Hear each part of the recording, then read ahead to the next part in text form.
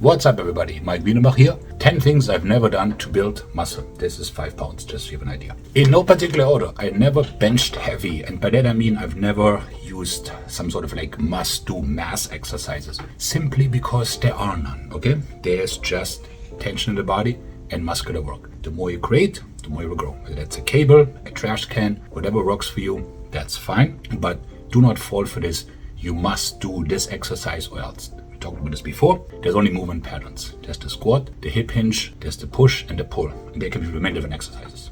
So don't fall for that crap. Never done a dirty bulk where you're like, oh, you eat whatever you want to, because you know what? You just get really, really fat, okay? To grow muscle, we don't need that much, sadly, in terms of extra calories. Think like 300 or so for the day, that will do it.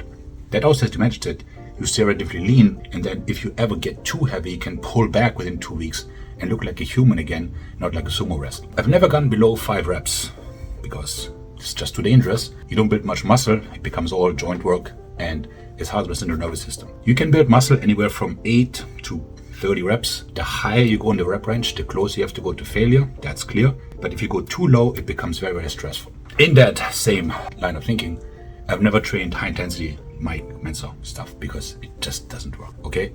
I don't know why this keeps coming up, but there are libraries full of studies out that show that multiple sets and higher volume create way more hypertrophy than only one set, even if that's to total failure.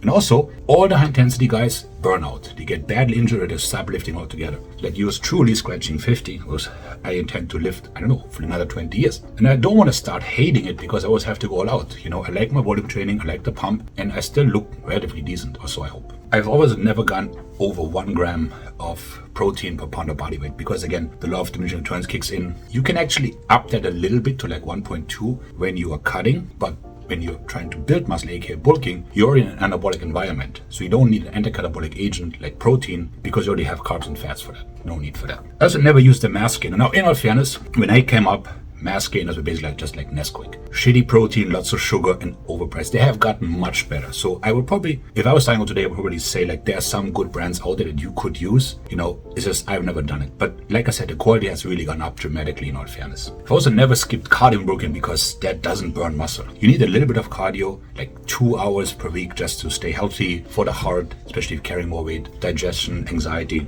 So I've never had like any loss of muscle because of that. It's hocus pocus. So never went carnivore, did any of these extreme diets. Whenever there's only like one food group eating, it's just not a good idea. And you set yourself up for all kinds of diseases later on. And of course my favorite, I've never used the X3 bar by Joe Jackwich and all that bullshit. That bands do so much more than weights. It's like, we talked about this ad nauseum.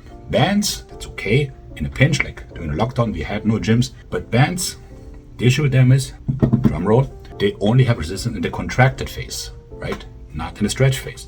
So it's just not a good instrument.